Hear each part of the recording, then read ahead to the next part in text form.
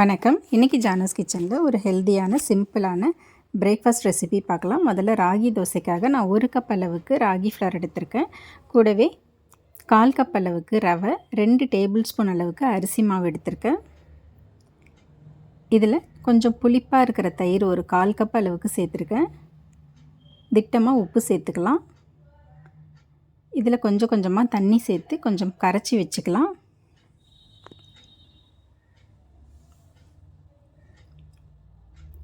இந்த மாதிரி கரைச்சி வச்சுக்கலாம். நம்ம இதில் ரவை சேர்த்துருக்கிறதுனால இதை கொஞ்சம் நேரம் ஊற வைக்கணும்.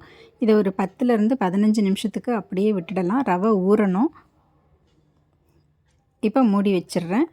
இது ஊறுறதுக்குள்ளே ஒரு தாளிப்பு ரெடி பண்ணிக்கலாம்.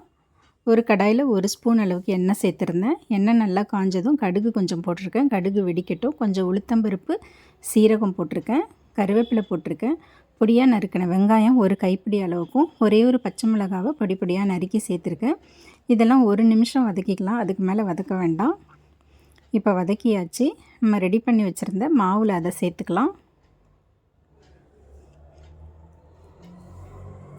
இதை சேர்த்துட்டு கூடவே பொடியாக நறுக்கின கொத்தமல்லி தழை கொஞ்சம் சேர்த்துக்கிறேன். கொஞ்சமாக பெருங்காயமும் வாசனைக்காக சேர்த்துக்கிறேன். இப்போ இந்த ரவை நல்லா ஊறிட்டதுனால நம்ம மாவோட கன்சிஸ்டன்சி கொஞ்சம் திக்காக இருக்குது. இதில் கொஞ்சமாக தண்ணியும் சேர்த்து தோசை மாவு பதத்துக்கு இதை கரைச்சிக்கலாம். இந்த மாதிரி கரைச்சி வச்சுக்கலாம்.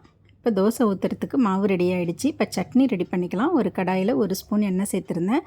அதில் கொஞ்சமாக உளுத்தம்பருப்பும் 3 காஷ்மீரி மிளகாவும் 2 பச்சை மிளகாவும் சேர்த்துருக்கேன். பழமான தக்காளியாக 2 தக்காளி கட் பண்ணி போட்டிருக்கேன்.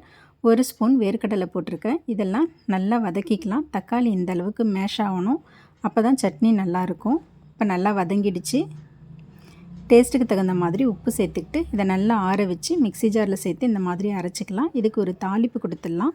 1 ஸ்பூன் எண்ணெயில் கொஞ்சமாக கடுகு, உளுத்தம்பருப்பு, கருவேப்பிலை தாளித்து சட்னியில் கொட்டிக்கிறேன். அவ்வளோதாங்க, ஒரு டேஸ்ட்டான தக்காளி சட்னி ரெடி ஆகிடுச்சு.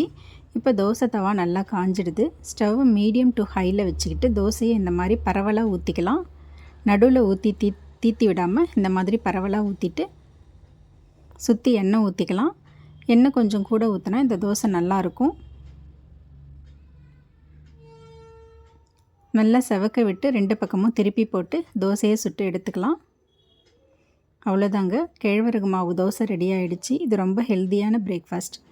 இந்த கேழ்வரகு மாவு தோசைக்கும் இந்த தக்காளி சட்னிக்கும் டேஸ்ட் ரொம்ப நல்லாயிருக்கும். இதை செய்யறதுக்கு நமக்கு 15 நிமிஷத்துலேருந்து 20 நிமிஷம்தான் ஆகும். தேங்க்ஸ் ஃபார் வாட்சிங்.